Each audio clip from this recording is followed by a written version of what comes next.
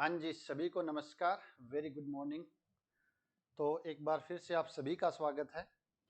तो आज हम करेंगे स्फीयर 5 यानी गोले की 5वीं क्लास, जिसके अंदर हमारा पास हम पढ़ेंगे गोला और गोला।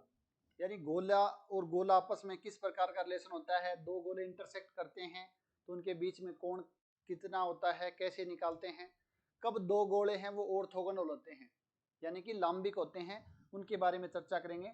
और आज हमारी ये क्लास है लास्ट क्लास रहेगी। तो गोले की 4 क्लासें देख ली हैं। सबसे फर्स्ट क्लास में हमने देखा था गोले की समीकरण क्या होती है, equation of A sphere in various form. Next class में हमने देखा था रेखा और गोला और समतल और गोला क्या होता है। उसके बाद हमने उससे रिलेटेड क्वेश्चंस किए थे। और सबसे जो लास्ट क्लास थी आपकी, उसमें हमने देखा था plane of contact, polar line, polar plane, pole, इन सभी के बारे में चर्चा की थी। तो उम्मीद है आप पिछली जो भी क्लास है उनमें किसी प्रकार का कोई डाउट नहीं होगा। अगर है तो आप बोल सकते हो, अदरवाइज हम शुरू करते हैं। नेक्स्ट टॉपिक गोला एंड गोला, स्फीयर एंड स्फीयर। यानी दो गोले हैं तो आपस में क्या करते हैं, वो या तो इंटरसेक्ट करेंगे या टच करेंगे। और जैसे ही वो इंटरसेक्ट करते हैं दो गोले, तो उन गोलों के बीच में हमें क्या निकालना है, कोण निकालना है, angle between a two sphere, दो गोलों के बीच में कोण। दो गोलों के बीच में कोण है वो क्या होता है, मैं बात करता हूं एक डायग्राम की हेल्प से, ताकि चीजें हैं वो थोड़ी सी आसानी से समझ आ जाए। तो ये आपके पास कोई दो गोले हैं, दो गोलों के प्रतिच्छेदन से गुजरने वाले गोले का समीकरण। अच्छा, पहला इसके अंदर आपके पास है कि दो गोले हैं, तो ये दो गोले आपके पास इंटरसेक्ट कर रहे हैं। तो इन इंटरसेक्शन पॉइंट से गुजरने वाले गोले कितने होंगे भाई, ये आपके पास दो इंटरसेक्शन पॉइंट हैं। इन दोनों इंटरसेक्शन पॉइंट से गुजरने वाले गोले आपके पास कितने होंगे। आप कहोगे सर इस दो बिंदुओं से गुजरने वाले गोले तो हमेशा इनफाइनाइट होंगे। इनफाइनाइट होंगे, आपके पास एक गोला तो ये हो गया है, थोड़ा सा डायग्राम भाई सही से नहीं बन रहा है। ये भी गोला है, वो इनके इंटरसेक्शन पॉइंट से गुजरेगा। ये वाला गोला है वो भी इनकी इंटरसेक्शन पॉइंट से गुजरेगा। ऐसे इनफाइनाइट गोले हैं वो आपके पास मिलेंगे जो इनके इंटरसेक्शन पॉइंट से गुजरते हैं। तो अगर मैं आपके पास इक्वेशन लेता हूं S1, गोले के समीकरण x square plus y square plus z square plus 2 time u1x plus 2 v1y plus 2 w1z plus d1 बराबर 0। और दूसरी आपके पास मैं समीकरण लेता हूं S2, x square plus y square plus z square plus 2u2x plus 2v2y plus 2w2z plus d2 बराबर 0। यह आपके पास कोई दो गोले हैं S1 और S2। अगर इन दोनों गोलों के प्रतिच्छेदन बिंदु से गुजरने वाले गोले का समीकरण हमें निकालना है, तो दो बिंदुओं पर इंटरसेक्ट कर रहे हैं, तो इनसे गुजरने वाले जो गोले की समीकरण होती है, इन दो गोलों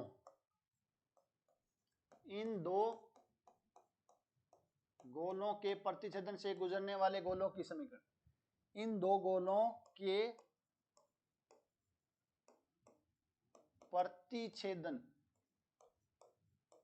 से गुजरने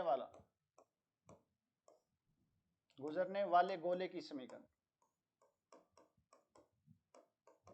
क्या होगी भी, किसी को पता है क्या। जैसे आपने वर्त में पढ़ा था, संगीता जी बोले हैं S1 प्लस लेमड़ा S2 बराबर 0, बिल्कुल सही है। जैसे हमने वर्त में पढ़ा था, सेम यहां पर आपके पास होगा S1 प्लस लेमड़ा S2 बराबर 0। बट छोटी सी एक चीज और आपको सावधानी रखनी है। क्या ध्यान रखना है यहाँ पर, एक छोटी सी बात एक और ध्यान रखनी है कि लेमड़ा का मान है वो -1 के इक्वल नहीं होना चाहिए, ये इंपॉर्टेंट है। अगर लेमड़ा का मान -1 के इक्वल हो जाता है तो उस केस में क्या होगा, आपके पास जैसे ही -1 होगा तो ये तीनों टर्म है ये कैंसिल आउट हो जाएंगी। X square plus y square plus z square है, minus x square minus y square minus z square आ जाएगा। ये जैसे कैंसिल आउट होंगे तो आपके पास जो समीकरण बचेगी वो आपके पास एक प्लेन की इक्वेशन होगी, समतल की समीकरण होगी। जबकि हमें निकालना है गोले की समीकरण, तो ध्यान रखना लेमड़ा की वैल्यू है वो -1 नहीं ले सकते हैं। जैसे -1 लेंगे तो आपके पास एक प्लेन आएगा जो इन दोनों बिंदुओं से गुजरता है, इन दोनों बिंदुओं से गुजरता है, वो प्लेन मिलेगा आपके पास उस केस में। ठीक है ना, तो इस चीज का थोड़ा सा आपको ध्यान रखना है कि लेमड़ा यहाँ पर -1 नहीं लेंगे। तो ये समीकरण है। अब लेमड़ा के मान इनफाइनाइट हैं, तो इन दोनों बिंदुओं से गुजरने वाले गोले की समीकरण है वो भी इनफाइनाइट मिलेंगे।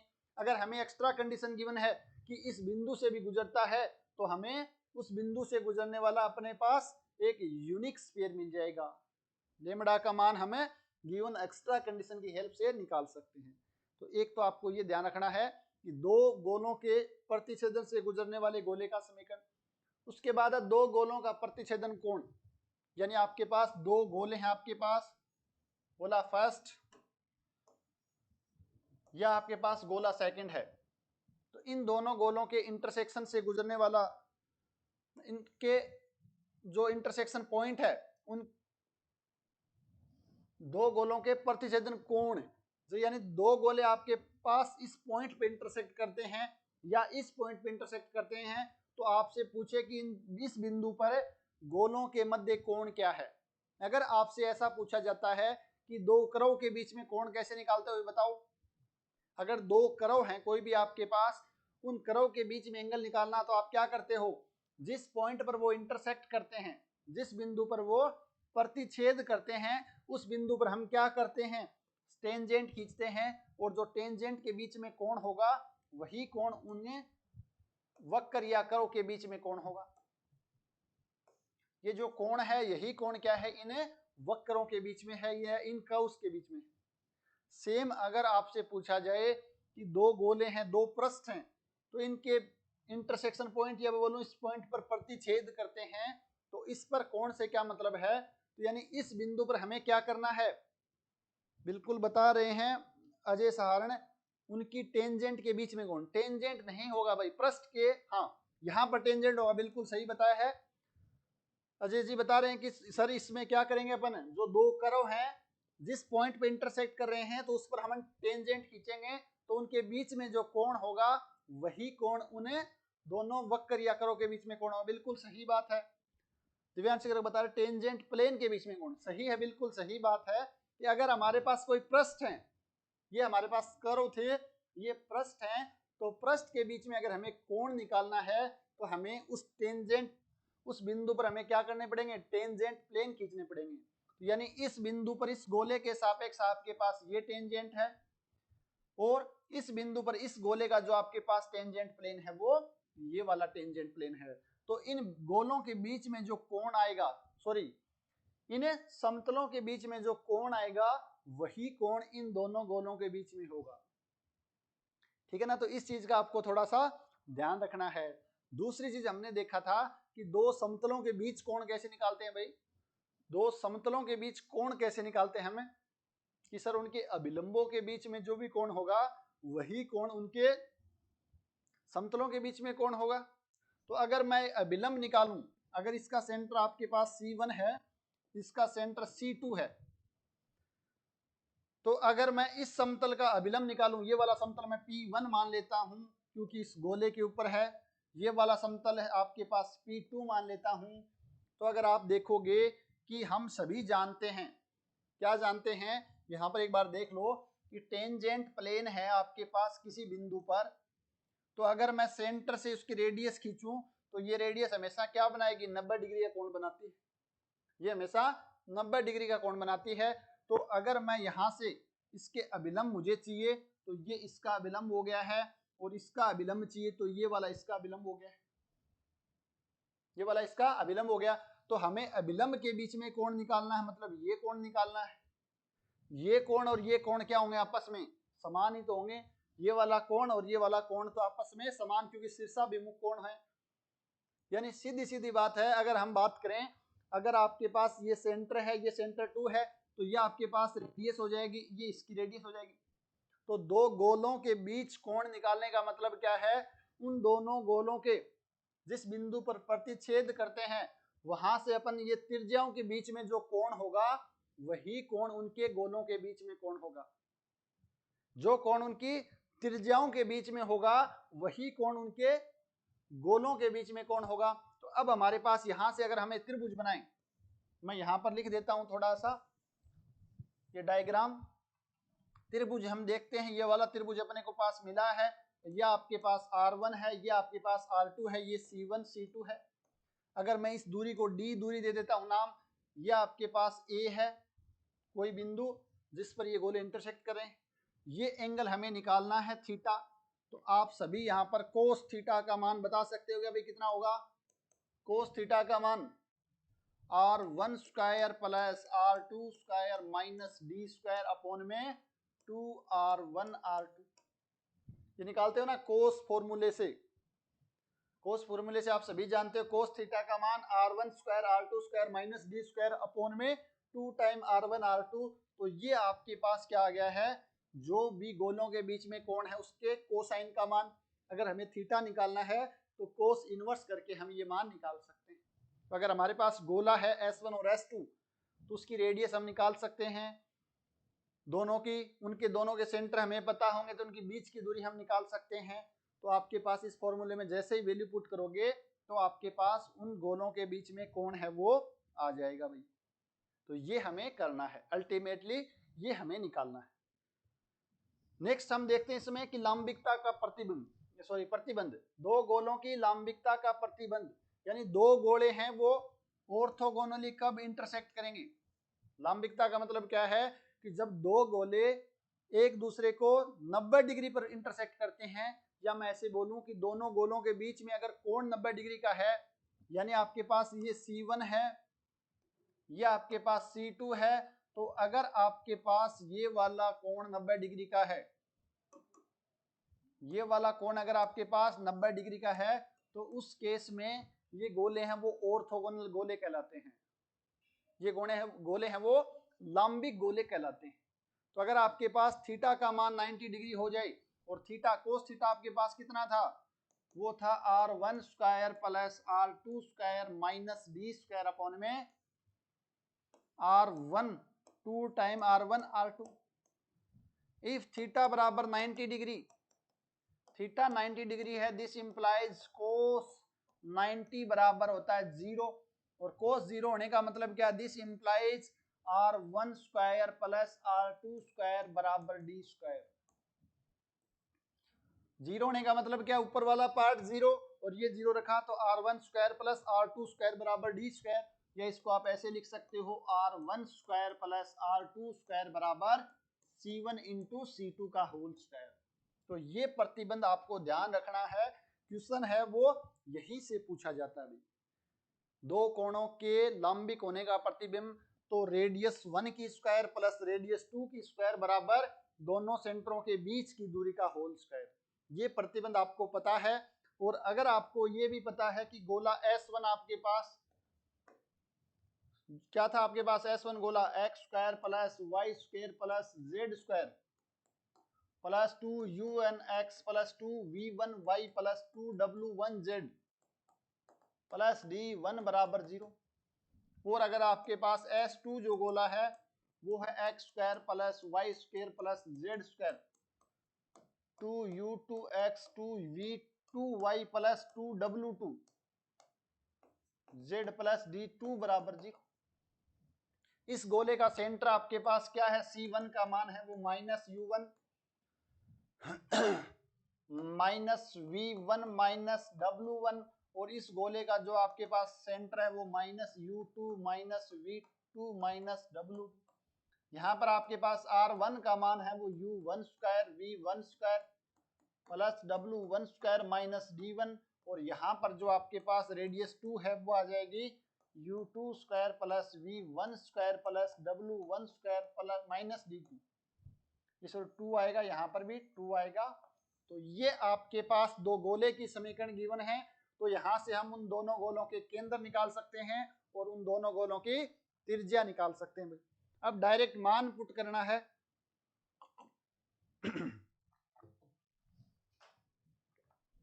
तो यहां से आप देखोगे R1 square u1 square v1 square plus w1 square minus d1 plus आपके पास आ जाएगा ये U2 square plus V2 square plus W2 square minus D2, this is equals to C1 C2 इन दोनों के बीच में दूरी, तो ये आपके पास U1 माइनस U2 का होल स्क्वायर,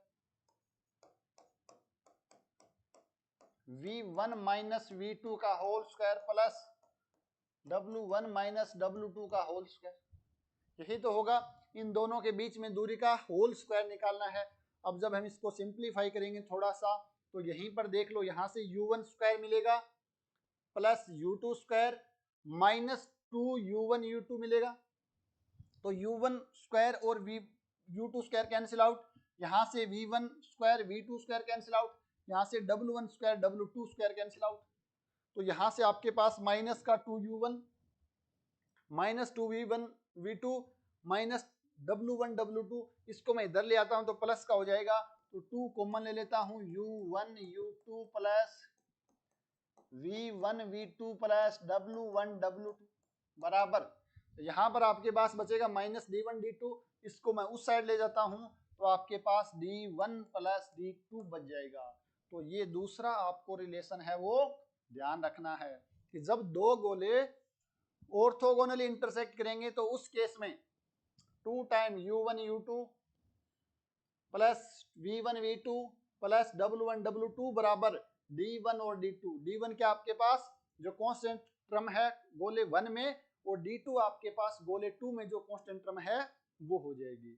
तो ये आपको ध्यान रखना, एज इट इज पूछा गया है अभी कि इंपॉर्टेंट है, ये आपको थोड़ा सा ध्यान रखना। दो चीजें ध्यान रखनी है, एक तो आपको ये ध्यान रखना है और दूसरा चीज आपको ये वाली चीज भी ध्यान रखनी, ये रखो या ये रखो एक ही बात। तो ये है दो गोलों के ऑर्थोगोनली कट करने की कंडीशन, या मैं बोलूं लंबिकता का प्रतिबंध। तो ये आपके पास था दो गोलों के लंबिकता का प्रतिबंध। नेक्स्ट आपके पास टचिंग स्फीयर, कि दो गोले हैं वो टच कैसे कैसे करेंगे, जैसे हमने वहां पर देखा था वर्त में, तो वर्त में तो हमने 5 केस पढ़े थे, यहाँ पर अपने दो गोले टच कब करेंगे, जब आपके पास एक वाला केस तो ये हो और दूसरा केस आपके पास ये हो, ये इंटरनली टच करेगा और ये गोला है वो एक्सटर्नली टच करेगा।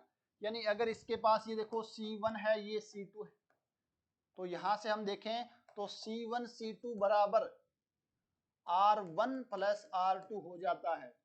ये आपके पास रेडियस R1 है और ये आपके पास रेडियस 2 है, यानी दोनों गोलों के केंद्र की बीच की दूरी है वो उनके रेडियस के सम के बराबर आ जाती है। तब हम क्या बोलते हैं, गोले हैं वो एक्सटर्नली बाह्य टच कर रहे हैं, बाह्य स्पर्श कर रहे हैं। और आपके पास इस केस में क्या होगा, ये C1 है ये C2 है, तो अगर आप देखोगे C1 C2 है वो R1 माइनस R2 के मॉडुलस, दोनों रेडियस के डिफरेंस का मॉडुलस अगर दोनों गोले के केंद्रों के बीच की दूरी के बराबर हो जाता है, तो उस केस में वो गोले हैं वो अंतः स्पर्श करते हैं, इंटरनली टच करते हैं। तो ये दो कंडीशन है यहाँ पर आपके पास। If the distance between the centre of two sphere, यानी दो गोलों के केंद्रों के बीच की दूरी equal to the difference of their radius, then the two sphere touch internally, यानी डिफरेंस के बराबर हो, रेडियस के डिफरेंस के बराबर हो, तो उस केस में जो गोले हैं वो इंटरनली टच करेंगे, touch internally. If the distance between the centre of the two sphere equal to sum of their radius, यानी दो गोलों के केंद्रों के बीच की दूरी C1 C2 अगर उनकी रेडियस के सम के बराबर हो, then two sphere touch externally, तो गोले हैं वो बाह्य टच करेंगे, गोले हैं वो बाह्य रूप से टच करेंगे। ये दो कंडीशन भी आपको थोड़ा सा ध्यान में रखनी है। कई बार ऐसे पूछ लिया जाए कि दो गोले हैं वो टच कर रहे हैं तो ये कंडीशन बताओ, ये मान लेते यही गोले दे दिए हैं और यहाँ पर कुछ लेमड़ा या कुछ मान दे दिया है कि दोनों गोले एक दूसरे को स्पर्श कर रहे हैं, अंतः या बाह्य कुछ भी बोलेगा या तो वो, तो आपको लेमड़ा का मान बताना है, तो करना क्या है, आपको ये वाला यूज करना है, दोनों की रेडियस निकालो, उनको सम करो और यहाँ पर उनके केंद्रों के बीच की दूरी निकालो। जैसे बराबर करेंगे तो आपके पास उस लेमड़ा का मान है वो निकल करके आ जाएगा। तो ये कंडीशन भी थोड़ा सा आपको यहाँ पर ध्यान में रखना है। तो ये था आपके पास थ्योरी वाला पार्ट गोलों का, दो गोले आपस में इंटरसेक्ट करते हो या टच करते हो, उनके बीच में कौन हो, तो इससे रिलेटेड हम एक दो क्वेश्चंस देख लेते हैं कि find the angle of intersection of two sphere. ये आपके पास दो गोले दिए गए हैं, तो इन दोनों गोलों के बीच में आपको कोण का मान बताना है। तो कोण का मान आप सभी जानते हो, क्या होता है भाई कोण? थीटा बराबर cos inverse r1 square plus r2 square minus d square upon में 2 टाइम r1 r2। तो आपको क्या चाहिए? d चाहिए, r1 चाहिए, r2 चाहिए। तो यहां से आप c निकाल लेते हो, c1 ये आ जाएगा 1, c का मान 1 2 3, और अगर आप यहां से निकालो c2 का मान तो ये आ जाएगा 3, ये आ जाएगा 1 और ये -1। एक बार कैलकुलेशन चेक करते रहना भाई साथ साथ में। r1 कितना हो जाएगा भाई? r1 का मान यहां से हम देखें तो ये आ जाएगा 1 + 4 + 9 -10। तो ये 10 से 10 कैंसिल आउट, तो रेडियस r1 का मान 2 आ जाएगा। r2 का मान यहां से आप निकालोगे तो 3 × 9 + 1 + 1 - 2, तो ये मान आपके पास 3 आ जाएगा। जैसे हम मान रखते हैं थीटा का, थीटा बराबर cos inverse r1 square 4 + r2 square 9 minus d square, इन दोनों के बीच में दूरी निकालनी है। d का मान 3 में से 1 गया, 2 दूनी 4, 2 का स्क्वायर 4 सॉरी 1 - 2 - 1 का स्क्वायर प्लस 1, इसमें से इस गया 4 चौक 16, 4 चौक है 16 का अंडर रूट 20 और 1 21, अंडर रूट 21 आ जाएगा भाई आपके पास। d का मान √21 और d स्क्वायर का मान यह आ जाएगा 21 अपॉन में आपके पास 2 टाइम r1 r2 2 × 3 बराबर 9 और 4 13, 21 में से 13 गए आपके पास 8 आ जाएगा, और ये 4 दूनी 8, 2/3 आ जाएगा माइनस का। और साथ में यहाँ पर आपके पास कोस इनवर्स भी चल रहा है भाई। एक बार बताओ आपका भी मान यही आ रहा है या कुछ और आ रहा? चेक करो भी कैलकुलेशन। तो ये आपके पास दोनों गोलों के बीच में एंगल आ गया, कोण आ गया है 2/3 इनवर्स में 2/3 माइनस का आना चाहिए। एक बार अजय सारण वापस चेक करो थोड़ा सा, कोस इनवर्स -2/3 माइनस का आना चाहिए। एक बार वापस कैलकुलेशन चेक कर लीजिए भाई।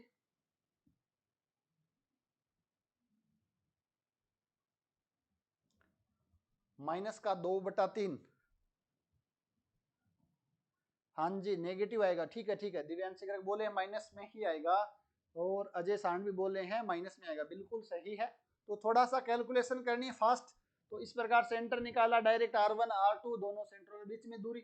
ये सबसे पहली क्लास में पढ़ा था 3D में, दो बिंदुओं की दूरी कैसे निकालते हैं बीच की। थोड़ी सी स्पीड अगर हम फास्ट रखेंगे तो काम है वो हो जाएगा। गलती होगी तो प्लस माइनस की थोड़ी बहुत, वो हमें प्रैक्टिस से दूर कर लेनी है। तो ये हम निकाल सकते हैं इस प्रकार। रीनू गढ़वाल बोले हैं कोस इनवर्स -2/3, बिल्कुल सही है भाई, जिसका ये आंसर आ रहा है वो बिल्कुल सही है। नेक्स्ट क्वेश्चन देखो, so that the two sphere are orthogonal. ये तो यहाँ पर अपने को सब्जेक्टिव क्वेश्चन करना है, तो क्वेश्चन इस लैंग्वेज में लिखा है। अगर यही क्वेश्चन अपन पूछते तो पूछ सकते the angle between two sphere 0 degree 90 degree π/4 π/6। अगर इस क्वेश्चन को अपने को एग्जाम में या किसी टेस्ट में फॉर्मेट करना हो तो यहाँ पर हम इन दोनों एंगल के बीच में कोण पूछ सकते थे, या यहाँ पर हम ये पूछ सकते थे लेमड़ा जेड बोल सकते। ये दोनों एंगल दोनों जो आपके पास स्फीयर हैं ये क्या हैं? ऑर्थोगोनल हैं। तो आपको लेमड़ा का मान बताओ कितना आएगा। ठीक है ना, किसी प्रकार से आप फॉर्मेट कर सकते हो क्वेश्चंस को। अगर आपको कंसेप्ट पता है तो क्वेश्चन आप आसानी से कर सकते हैं। तो ऑर्थोगोनल की कंडीशन भी डायरेक्ट इस टाइप का क्वेश्चन है तो क्या ध्यान रखना, 2u1 u2 plus v1 v2 plus w1 w2 बराबर d1 प्लस d2। मान रखना आपको दो 2 टाइम u1 का मान आप चाहो तो यहां पर लिख लो पहले 2u1 है ना, तो u का मान यहां से बताओ भी कितना आएगा 3 0 1 uvw। सेंटर नहीं लिखा भाई, सेंटर लिखते तो माइनस का साइन भी लिखना होता हमें। यहां पर हमने uvw क्या होता है एक्स वाई जेड के गुणांक का हाफ। यहां पर हम लिखेंगे तो आ जाएगा 3 4 2। तो यहां पर जैसे ही मान रखते हैं u1 × v2 3 3 9 plus v1 × 0 w1 का मान 2 9 और 2 11 दूनी 22 आ जाएगा इधर, और d1 d2 कितना हो जाएगा भाई आपके पास यह आ जाएगा 8 प्लस 20, 9 और 2 11 दूनी 22 और यहाँ पर 28। कहाँ पर कुछ गड़बड़ हुई क्या भाई, कुछ लिखने में मिस्टेक हुई है क्या?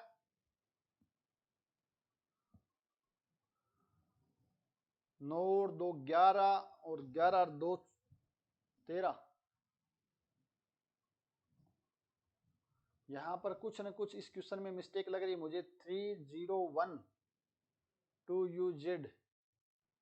एक सेकंड, यहाँ पर गड़बड़ है भाई। ये 0 है, x का गुणांक 0 है, यहाँ पर 0 3 और 1 है, और 0 3 1 है, तो यहाँ पर गड़बड़ हो जाएगी। ये आपके पास 0 आ जाएगा, प्लस u1 इंटू 4 3 12, 12 2 14 दूनी 28, 28 बराबर 28। इसका मतलब दोनों बराबर हैं। दिस इम्प्लाइज ये जो गोले हैं वो क्या हैं, ऑर्थोगोनल है। थोड़ा सा ध्यान रखना जल्दबाजी में, यहाँ पर x का कोऑर्डिनेट 0 है, यानी u 0 है, v का मान है वो 3 है। तो थोड़ा सा अगर हम करेंगे तो हो जाएगा, सर जी u1 को चेंज करो v1, बिल्कुल u1 को चेंज करो v1। हाँ, u1 है वो आपके पास 0 होगा, और v1 है आपके पास, वो आपके पास 3 होगा, तो इनको आपस में चेंज करना पड़ेगा। बिल्कुल अजय सांग सही बोल रहे हैं, बहुत अच्छी बात है। आपका पूरा का पूरा फोकस यहाँ पर, अगर अपना कंसंट्रेट पूरा रहेगा तो चीजें हैं वो बहुत ही आसानी से कर सकते हैं। इस प्रकार के आसान क्वेश्चन है वो इस टॉपिक से पूछे जाते हैं। Next, find the condition that the sphere may cut orthogonally, यानी दोनों गोले हैं वो ऑर्थोगोनली कट कर रहे हैं एक दूसरे को, तो आपके बीच में क्या बताना है, कंडीशन बतानी। वो कौन सी कंडीशन है कि दोनों गोले हैं वो एक दूसरे को 90 डिग्री पर इंटरसेक्ट करेंगे, या ऑर्थोगोनली इंटरसेक्ट करेंगे, या लंबिकता का प्रतिबंध को संतुष्ट करेंगे। किसी प्रकार की लैंग्वेज आ जाओ तो क्या करना अभी बताओ। यहां पर आप सभी जानते हो 2 टाइम u1 u2, u1 का मान 0 है, v1 का मान 0, w1 का मान 0 बराबर d1 d2, d का मान इसको इस साइड लेना है भाई एक बार, माइनस का a स्क्वायर प्लस d बराबर 0। तो यहां से आप देखोगे तो 0 आ गया, तो a स्क्वायर का मान अगर d के बराबर आ जाएगा, उस केस में ये दोनों गोले हैं एक दूसरे को ऑर्थोगोनली कट करेंगे। बिल्कुल सही बताया दिव्यांशी ग्रेग ने, सर d बराबर a स्क्वायर, कृष्णा शर्मा ने बताया d बराबर a स्क्वायर। तो इस प्रकार का क्वेश्चन भी पूछा जा सकता है। ऑप्शन बन जाएंगे a स्क्वायर बराबर d, या a स्क्वायर बराबर माइनस d। जल्दबाजी में अगर हम इसको नहीं करेंगे चेंज, तो यहाँ पर a स्क्वायर प्लस का d कर देंगे, तो d बराबर माइनस a स्क्वायर भी आ सकता है। इसलिए ध्यान रखना है, आपको स्टैंडर्ड फॉर्म में रखना है गोलों को। और स्टैंडर्ड फॉर्म क्या लिखी है आपके पास गोलों की, ये वाली स्टैंडर्ड फॉर्म है वो गोलों की होती है।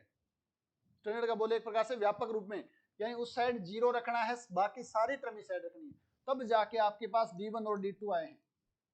तो आपको जल्दबाजी में जो मिस्टेक होने की संभावना रहती है वो यही रहती है कि हम एक को तो उधर रख लेंगे और एक को इस साइड रख लेंगे, तो समस्या हो सकती है। इसलिए थोड़ा सा आप इनको आराम से करेंगे भी उस फॉर्म में कन्वर्ट करके, तो ये चीजें हैं वो आप आसानी से कर सकते हो। तो ये कंडीशन है। नेक्स्ट आपके पास ये क्वेश्चन पूछा गया है, ये अच्छा क्वेश्चन है, आरपीएससी असिस्टेंट प्रोफेसर में पूछा गया था इस बार, कि दो गोले हैं जिनकी रेडियस r1 और r2 हैं, एक दूसरे को ऑर्थोगोनली इंटरसेक्ट करते हैं, then radius of common circle, यानी दो गोले हैं आपके पास, ये इंटरसेक्ट करते हैं, दो बिंदुओं पर करेंगे, एक की रेडियस r1 है, दूसरे रेडियस r2 है, तो यहां से आपके पास ये क्या मिलेगा, एक वर्त मिलेगा, इनके इंटरसेक्शन पॉइंट से गुजरने वाला एक वर्त मिलेगा। तो उस वर्त की आपके पास क्या होगी, जो कॉमन सर्कल आएगा उसकी रेडियस कितनी होगी, आपको इसकी रेडियस बतानी है।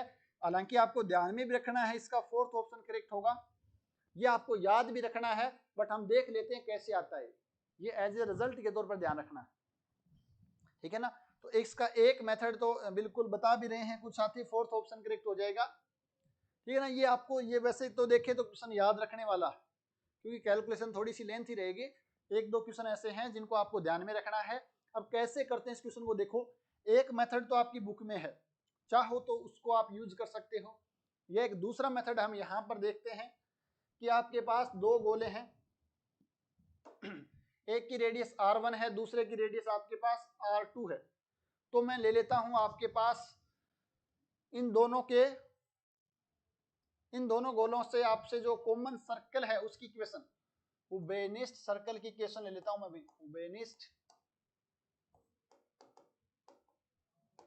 वर्त की समीकरण, उबेनिस्ट वर्त की समीकरण मैं ले लेता हूं सिंपलेस्ट फॉर्म में, जो आप ले सकते हैं वो सिंपलेस्ट फॉर्म में x square plus y square बराबर आपके पास, यहाँ पर आपके पास ले लेते हैं आर स्क्वायर और जेड बराबर 0। क्या कर लेते हैं अपन, x square plus y square बराबर आर स्क्वायर और जेड बराबर 0। ये आपके पास क्या है, ये आपके पास एक गोले की समीकरण है, ये आपके पास एक समतल है, और हम जानते हैं गोला और एक समतल एक साथ एक सर्कल को निरूपित करते हैं, वर्त को निरूपित करते हैं। तो यहां से मैं इसको रीराइट करता हूं, तो आपके पास x square plus y square plus z square बराबर आर स्क्वायर और जेड बराबर 0, ऐसे भी लिख सकते हैं ऐसे भी हमें लिख सकते हैं। तो यह आपके पास क्या है, एक वर्त का समीकरण है। यह आपके पास क्या है, एक वर्त का समीकरण है, जो इन दोनों के जो गोले आपके पास उनके इंटरसेक्शन से गुजरते हैं। अब हम मान लेते हैं कि गोला 1 जो आपके पास क्या है, इससे गुजरता है, दो गोले गुजरते हैं, तो गोला 1 आपके पास क्या हो जाएगा अभी बताओ। एक आपके पास प्लेन हो, एक आपके पास क्या हो, एक स्फीयर हो, या मैं ऐसे बोलूं एक वर्त से गुजरने वाली गोले की समीकरण क्या होती है भाई, वो आपके पास x square plus y square plus z square minus r square plus lambda 1 z बराबर 0। गोला 1 और गोला 2 इससे गुजरना, दूसरा गोला आपके पास मान लेते हैं x square plus y square plus z square minus r square plus lambda 2 z बराबर 0। दो गोले हैं, ऐसे निकालते हैं आपके पास, जब आपके पास स्फीयर हो और एक प्लेन हो तो एस प्लस लेमड़ा पी बराबर 0। दो गोले हैं तो एक को मान हमने लेमड़ा 1 ले लिया है और दूसरे का मान हमने लेमड़ा 2 ले लिया है।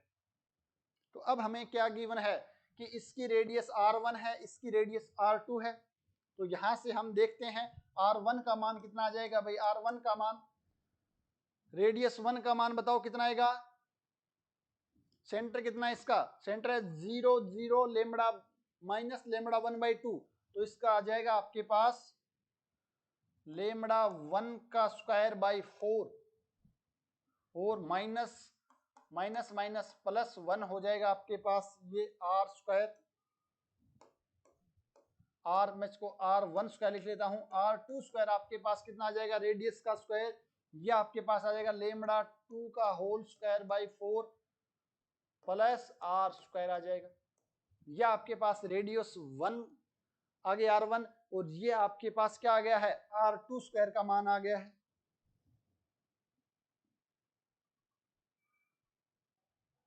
r2 का मान है वो आपके पास आ गया है। यहां से देखो भाई, अब अपन क्या कर सकते हैं, थोड़ा सा काम अगर हम सिंप्लीफाई हो जाता, कब, जब अगर हम यहाँ पर 2 ले लेते, यहाँ पर 2 ले लेते तो हमारे पास थोड़ी सी कैलकुलेशन है वो आसान हो जाती और कोई समस्या नहीं। जैसे हम लेमड़ा है तो इसको 2 लेमड़ा भी ले सकते हैं, तो अगर 2 लेमड़ा ले लेंगे ना तो कैलकुलेशन आसान हो जाएगी। तो ऐसा करते हैं हम यहाँ पर 2 ही ले लेते हैं, 2 लेमड़ा, तो ये आपके पास कैलकुलेशन है वो थोड़ी सी आसान हो जाएगी, बाकी कुछ भी नहीं है, बाकी कुछ भी नहीं। तो r1 स्क्वायर आपके पास ही आ जाएगा lambda 1 square plus r2 square, और r2 स्क्वायर आपके पास आ जाएगा लेमड़ा 2 का whole square plus r square. अब देखो क्वेश्चन में क्या गिवन है, r1 और r2 त्रिज्या के दो गोले लंबिक प्रतिच्छेद करते हैं। कैसे करते हैं ये, लंबिक प्रतिच्छेद करते हैं। तो उस केस में आपके पास बताओ भी, लंबिक प्रतिच्छेद करते हैं तो आप सभी जानते हो लंबिकता का प्रतिबंध क्या होता है भाई, लंबिकता का प्रतिबंध है वो आप बोलते हो कि sir r1 square plus r2 square बराबर d स्क्वायर होता है, r1 square plus r2 square बराबर d स्क्वायर हो जाएगा। तो यहां से अगर हम ये वाला लगाते हैं कंडीशन, तो आपके पास कितना आएगा, r1 स्क्वायर हो जाएगा लेमड़ा 1 का whole square plus r square plus lambda 2 का whole square plus r square बराबर d क्या होता है, दोनों सेंटरों के बीच की दूरी, तो यहाँ पर आपके पास सेंटर देखोगे, इस गोले के लिए सेंटर वो आपके पास 0 0 माइनस का लेमड़ा 1 और इसका आपके पास 0 0 माइनस लेमड़ा 2। तो यहाँ से आप जैसे ही निकालोगे इन दोनों के बीच में दूरी, तो लेमड़ा 1 माइनस लेमड़ा 2 का होल स्क्वायर आ जाएगा। और जैसे ही आप थोड़ा सा इसको सिंप्लीफाई करोगे तो ये lambda 1 square plus r square plus ये 2r स्क्वायर लिख लो, ये लेमड़ा 2 का होल स्क्वायर, इधर से lambda 1 square plus lambda 2 square minus 2 lambda 1 lambda 2। तो ये तो आपके पास कैंसिल आउट हो जाएगा। और आपके पास यहाँ से देखो r का मान कितना हो जाएगा, आर स्क्वायर का मान आ जाएगा लेमड़ा 1 लेमड़ा 2 और r का मान है वो आ जाएगा under root lambda 1 into lambda 2, under root lambda 1 into lambda 2 आ जाएगा। अब हमें यहाँ से लेमड़ा 1 और लेमड़ा 2 का जो मान है वो निकालना है भाई।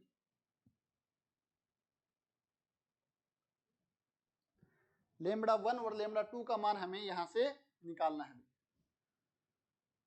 एक बार यहाँ से लेमड़ा 1 और लेमड़ा 2 का मान जैसे ही निकालते हैं, यहाँ से देखो एक बार लेमड़ा 1 का स्क्वायर आपके पास आ जाएगा r1 square minus r square और लेमड़ा 2 का स्क्वायर आपके पास आ जाएगा r2 square minus r square.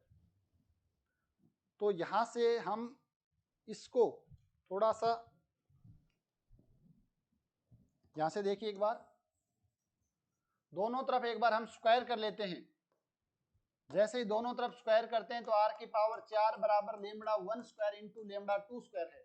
ये मान हम रखते हैं यहाँ पर, थोड़ा सा इसको और छोटा कर लेते हैं भाई एक बार।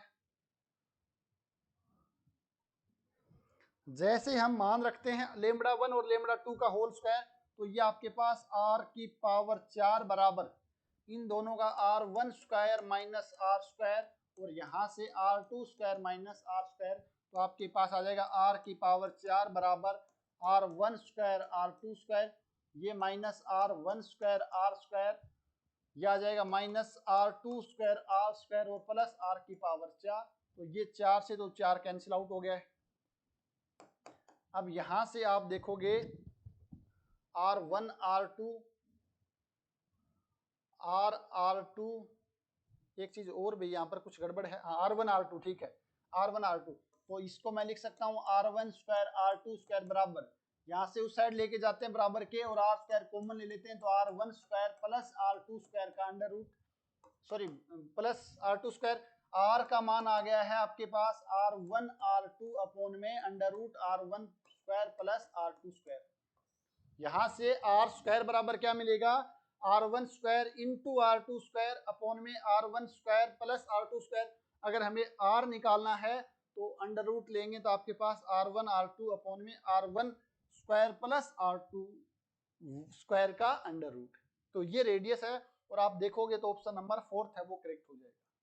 एक बार वापस देखो किया क्या हमने, वापस से एक बार देखिए इस क्वेश्चन में, थोड़ा सा क्वेश्चन है वो कैलकुलेशन ज्यादा हो गई इसमें। सबसे पहले हमने क्या लिया है, एक सिंपलेस्ट फॉर्म में वर्थ की समीकरण ली है जो दोनों गोलों से गुजरती है, तो वो हमने ली है ये वाला वर्थ, उबेनिस्ट वर्थ है। अब इसको हम रीराइट इस फॉर्म में लिख सकते हैं, तो इससे गुजरने वाला गोले का समीकरण गोला 1 है वो हमने क्या लिया है सॉरी भाई, ये हमने यहां पर लिखा आपके पास एक्स स्क्वायर प्लस ये एस प्लस लेमड़ा फॉर्म से, और लेमड़ा की जगह 2 लेमड़ा ले लिया ताकि कैलकुलेशन है वो थोड़ी सी आसान हो जाए। 2 लेमड़ा 1 जेड और यहाँ पर 2 लेमड़ा जेड बराबर 0, ये दोनों गोले आपने ले लिए हैं और बोला ये गोले लंबिक हैं, तो लंबिक है तो आपके पास ये वाली कंडीशन आ गई। r1 स्क्वायर r2 स्क्वायर का मान निकाला, जैसे यहाँ पर रखा तो आपके पास सिंप्लीफाई करके मान आपके पास आ गया है r की पावर 4 बराबर lambda 1 square into lambda 2 square. हमें लेमड़ा 1 और लेमड़ा 2 का मान चाहिए, तो यहाँ से रेडियस से हम लेमड़ा 1 का मान निकाल लिया, यहाँ से लेमड़ा 2 का मान निकाल लिया और ये मान यहाँ पुट किया और सिंपली कैलकुलेशन की, तो आपके पास जो उबेनिस्ट रेडियस, ये रेडियस क्या है, सर्कल की रेडियस r मानी हमने, तो ये r है वो r1 और r2 की टर्म में आ गई।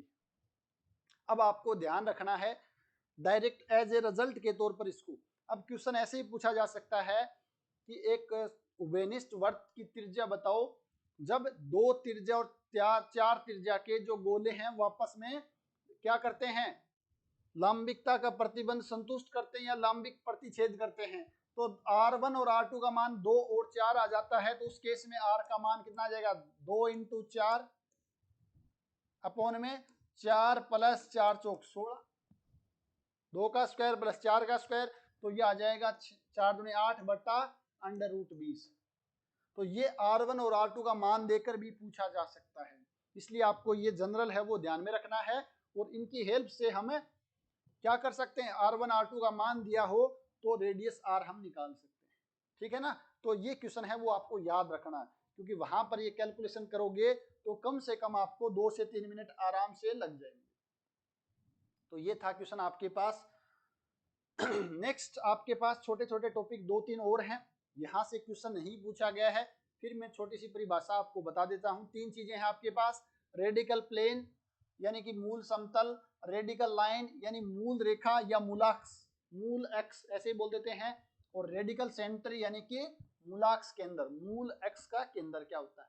ये 3 छोटे छोटे टॉपिक हैं, जहाँ से क्वेश्चन पूछे जाने की संभावना न के बराबर है, फिर भी छोटी सी परिभाषा आपको थोड़ी सी ध्यान में रखना है। सबसे पहले मूल समतल, रेडिकल प्लेन क्या होता है भाई, दो गोलों का मूल समतल एक ऐसे बिंदु का बिंदु पथ है जिसकी शक्ति दो गोलों के सापेक्ष समान हो।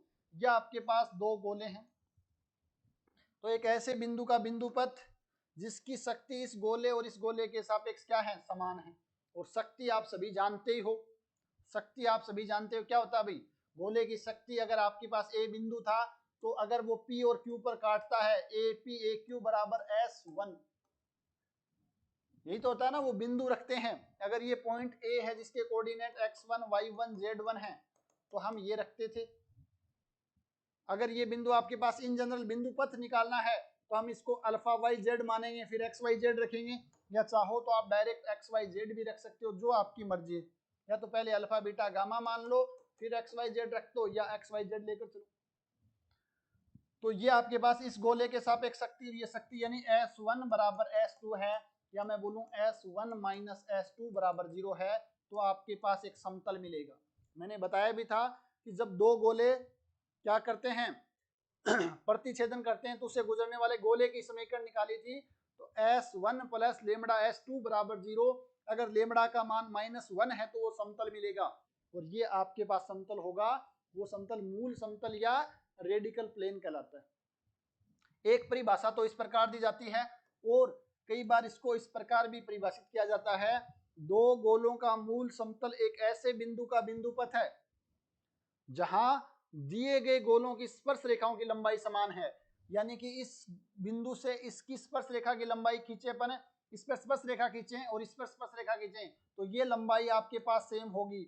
और वो भी आप सभी जानते हो कि किसी बिंदु से किसी बिंदु से अपन अगर वो निकालते हैं, क्या बोलते हैं उसको, स्पर्श रेखा की लंबाई, तो क्या होती है √S1। तो यहां से आप देखोगे √S1 बराबर √S2, दोनों तरफ स्क्वायर करेंगे तो S1 बराबर S2, और वापस आपके पास S1 माइनस S2 बराबर 0 आ रहा। तो कोई भी रूप में आप दोनों ही परिभाषा आपको मिल जाएंगे, किसी बुक में आपको पास ये मिल जाएगी तो किसी बुक में ये भी मिल जाएगी। तो दोनों परिभाषाएं आपको ध्यान रखनी थोड़ी सी। दिव्यांश शिखर बोल रहे हैं √S1, बिल्कुल √S1 होती है किसी बिंदु की शक्ति भाई। तो इस प्रकार से आपको ये ध्यान रखना परिभाषा मूल समतल की।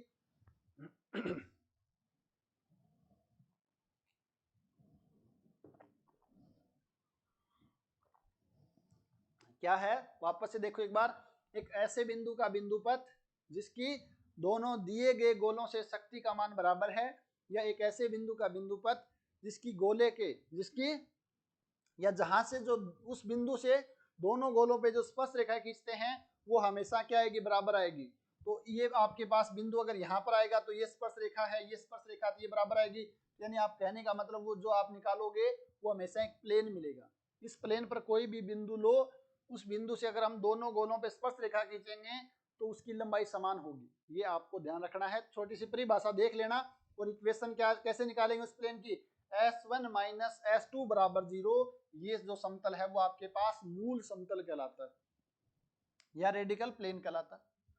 फिर आपके पास रिजल्ट थोड़ा सा ध्यान रखना यहाँ से कि दो गोलों का मूल समतल उनके केंद्रों को जोड़ने वाली रेखा के लंबवत होता है। यानी ये गोला आपके पास, दूसरा गोला ये है, इसका सेंटर C1 है, इसका सेंटर C2 है, तो इस रेखा के लंबवत होगा हमेशा ही जो आप निकालोगे मूल समतल, यानी इन दोनों के बीच में 90 डिग्री का कोण होगा। ये थोड़ा सा ध्यान रखना। दो गोलों का मूल समतल उनके प्रतिच्छेदन बिंदुओं से होकर गुजरता है। अगर आपके पास ये गोले इंटरसेक्ट करते हैं, ये गोले अगर इंटरसेक्ट करते हैं तो जो मूल समतल आएगा वो इनके प्रतिच्छेदन बिंदुओं से होकर गुजरेगा। ये थोड़ा सा ध्यान रखना। अगर इंटरसेक्ट करते हैं तो, इंटरसेक्ट नहीं करते हैं तो ऐसा होगा, इंटरसेक्ट करते हैं तो आपके पास जो समतल मिलेगा वो इनके प्रतिच्छेदन बिंदुओं से होकर गुजरेगा। S1 माइनस S2 बराबर 0। हमने वहां पर बताया लेमड़ा का वैल्यू है वो -1 नहीं लेनी है।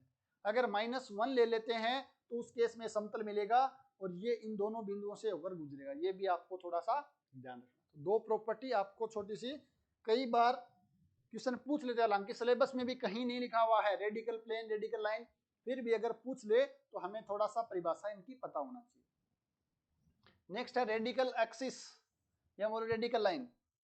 तीन गोलों से दो दो करके प्राप्त होने वाले मूल समतलों का प्रतिच्छेदन यदि एक रेखा हो तो उस रेखा को इन तीन गोलों की मूलाक्ष या मूल रेखा कहते हैं। अगर आपके पास ये तीन गोले हैं, एक गोला, दो गोला, तीन गोला, इन दो गोलों का आपके पास ये समतल हो गया है, इन गोलों का आपके पास, इन दोनों गोलों का ये कोई समतल हो गया है, इन दोनों गोलों का आपके पास ये कोई समतल हो गया है, तो इन तीनों गोलों का प्रतिच्छेदन कोई रेखा हो तो वो रेखा आपके पास क्या कहलाती है? मूलाक्ष या मूल रेखा कहती है। ये डायग्राम अगर थोड़ा सा सही से बनेगा, सही चीजें, तभी जाके चीजें विजुअलाइज हो पाएंगे। अदरवाइज ध्यान रखना, ये S1 है बराबर 0, ये S2 बराबर 0 है और ये S3 बराबर 0। तो पहले दूसरे गोले से S1 माइनस S2 बराबर 0 ये समतल मिलेगा, दूसरे और तीसरे से ये समतल मिलेगा और तीसरे और पहले से ये समतल मिलेगा। इन तीनों को अगर हम देखें, इनके तीनों के प्रतिच्छेदन से एक सरलरेखा मिलेगी। तो S1 बराबर S2 है, यहाँ से S1 बराबर S3 है, तो यहाँ से आप देखोगे S1 बराबर S2 बराबर S3। तो ये आपके पास किसकी समीकरण है? मूल एक्स या मूल रेखा की समीकरण है। रेडिकल लाइन की इक्वेशन है S1 बराबर S2 बराबर S3, और वो आप देख सकते हो S1 बराबर S2 थी। ऐसे लिखो S1 माइनस S2 बराबर 0 या S1 बराबर S2 लिखो। तो दो गोले हैं तो आपके पास क्या मिलेगा? मूल समतल मिलेगा। तीन गोले हैं तो तीन आपके पास मूल समतल मिलेंगे, उनका प्रतिच्छेदन बिंदु है, प्रतिच्छेदन रेखा मिलेगी, और उसके बाद आपके पास मूल सेंटर, सॉरी रेडिकल सेंटर यानी मूल केंद्र, तो क्या मिल जाएगा? चार गोलों के तीन तीन करके प्राप्त होने वाली चार मूल रेखाओं का प्रतिच्छेदन यदि एक बिंदु है तो इस चार गोलों का मूलाक्ष केंद्र कहते हैं। गोले दो थे तो आपको एक मूल समतल मिला था, तीन हो गए तो आपको पास दो दो करके हमें पास तीन मूल समतल मिलेंगे। उनका प्रतिच्छेदन अगर एक रेखा हो तो वो मूलक्ष या मूलाक्ष कहलाती है। उसके बाद चार गोले हैं तो तीन तीन को उठाया, उन तीनों से हमें क्या मिली? तीन, एक तीन को उठाया तो एक रेखा, दूसरे को उठाया दूसरी रेखा, इस प्रकार हमें चार रेखाएं मिलेंगी। उन चारों रेखाओं का अगर इंटरसेक्शन एक किसी पॉइंट पे इंटरसेक्ट करती हैं तो वो बिंदु आपके पास मूल क्या कहलाता है? मूलाक्ष केंद्र या मूल केंद्र कहलाता है। तो उसकी समीकरण है वो x1 बराबर S2 बराबर S3 बराबर S4 आएगा। वहां पर भी चार बनेगा, लास्ट में आपके पास यही आएगा। क्वेश्चन नहीं पूछा जाएगा, 99% नहीं पूछा जाएगा। अगर पूछा भी जाता है तो ज्यादा से ज्यादा मूल समतल रेडिकल प्लेन का पूछा जा सकता है। तो इसकी परिभाषा ध्यान में रखना, और ये दो रिजल्ट आप जरूर ध्यान रख लेना कि जो मूल आपके पास समतल है वो दोनों गोलों के केंद्र से मिलाने वाली रेखा के लंबवत होता है। और दूसरी चीज आपको ध्यान रखनी है कि अगर दोनों गोले इंटरसेक्ट करते हैं तो उस केस में जो मूल आपके पास आएगा, क्या बोलते हैं, मूल समतल आएगा, वो इंटरसेक्शन पॉइंट से होकर गुजरता है। ये दो चीजें आप थोड़ा सा ध्यान जरूर रख लें, बाकी यहां से कुछ भी पूछे जाने की संभावना है वो नहीं है। समाक्ष गोलों का निकाय क्या होता है? गोलों का ऐसा निकाय जिसका एक ही मूल समतल हो, समाक्ष गोलों का निकाय कहलाता है। कोएक्सियल सिस्टम ऑफ स्फीयर क्या कहलाता है? अगर आपके पास गोलों का ऐसा निकाय जिसका एक ही मूल समतल हो तो ऐसे गोले को हम क्या बोलते हैं? ऐसे गोलों का निकाय है वो आपके पास समाक्ष गोलों का निकाय कहलाता है। परिभाषा देख लेना, क्वेश्चन यहाँ से भी पूछे जाने की संभावना नहीं है। तो ये आपके पास गोलों का, या मैं बोलूँ गोले का जो चैप्टर है वो कंप्लीट होता है। स्फीयर वाला सबसे ज्यादा इंपॉर्टेंट चैप्टर है, सॉरी क्लास है वो फर्स्ट सेकंड थर्ड सबसे ज्यादा इंपॉर्टेंट है। और उसमें भी सबसे ज्यादा बोलूँ तो पहली क्लास अच्छे से कर लेना भाई। पहली क्लास में क्या आपके पास इक्वेशन ऑफ ए स्फीयर और उससे रिलेटेड जो भी क्वेश्चंस थे। दूसरा आपके पास टेंजेंट प्लेन, यानी जब आपके पास गोले को समतल अगर कट करता है, इंटरसेक्ट करता है, तो जो सर्कल बनता है ना, वहां से भी अपने कम से कम 15-16 क्वेश्चंस देखे थे। वो 2 क्लासें अच्छे से कर लेना। हालांकि करना सभी अच्छे से ही है, सारा काम ही अच्छे करना। लास्ट में आपको जो ऑर्थोगोनल प्रॉपर्टी थी ना 2 गोलों वाली, वो थोड़ी सी देखनी है। यहाँ से क्वेश्चन लास्ट में नहीं पूछे जाएंगे, बट मैंने सोचा चलो थोड़ा बहुत बता देते हैं, अदरवाइज आप कहोगे सर वो वाला टॉपिक छोड़ ही दिया आपने। तो हालांकि सिलेबस में भी ये नहीं लिखा हुआ। तो ये गोले का आपके पास चैप्टर कंप्लीट होता है। सबसे बड़ा गोला ही था।